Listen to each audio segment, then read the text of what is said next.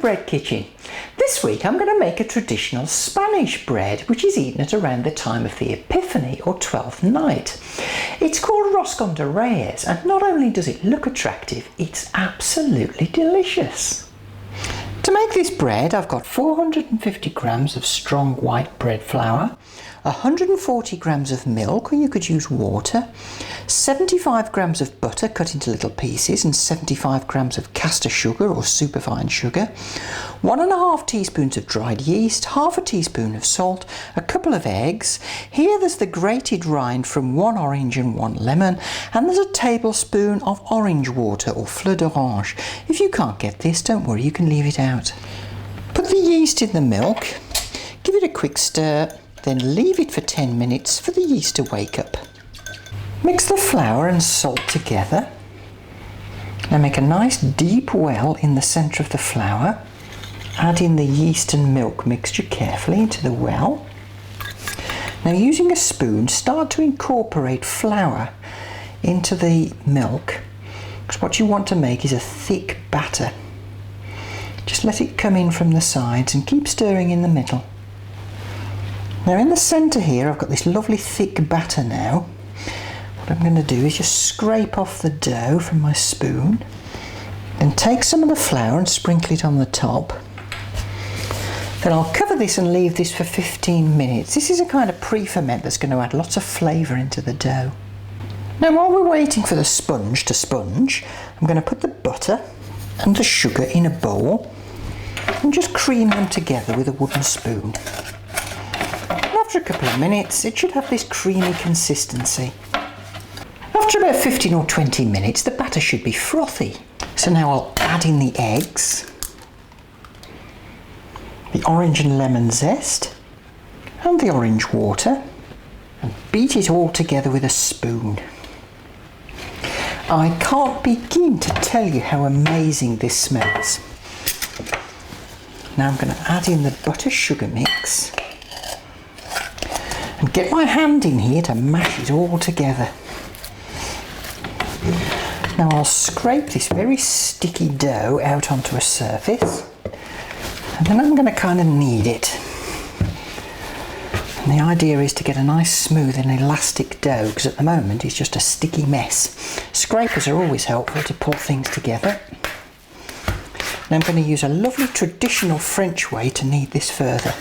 Scoop all the dough up, slap it down, roll it over, slap it down, roll it over, slap it down, roll it over, quarter turn, slap it down, roll it over. It looks horrendous, but in a couple of minutes you'll see a big change in this dough. After about 10 minutes of battering this dough, slapping it down, rolling it over, twisting it through 90 degrees, you can see it's transformed into something which is still very sticky, but it is dough-like. I can stop here now. I'll pop the dough into a bowl, cover it, and leave it in a moderately warm place to allow the dough to double in size. Now traditionally this bread is decorated with glacé fruits, and I've got a selection here. Apart from the glacé cherries, which are easily available, I've also got some glacé apricot, some glacé tangerine, glacé pineapple and glacé pear. Now the glacé cherries you can find in most supermarkets, and the other fruits I bought online. Depending on where you live, they may not be particularly cheap, but remember, this is a celebration bread. It's a once-a-year opportunity to make something really special. I'm also going to decorate it with a few flaked almonds.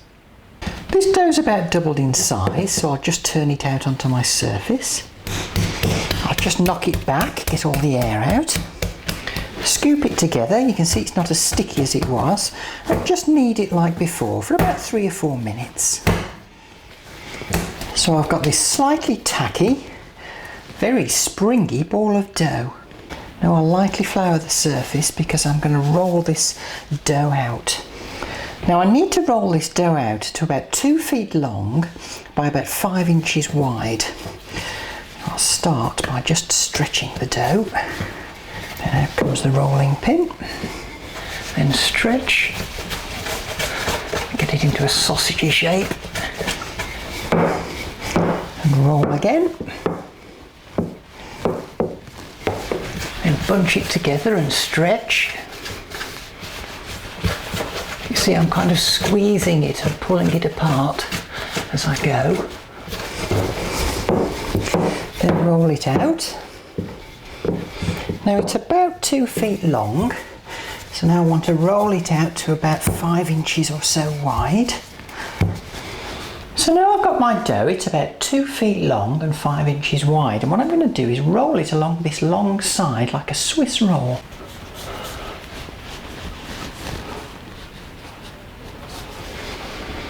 And go from one end to the other, rolling it gently.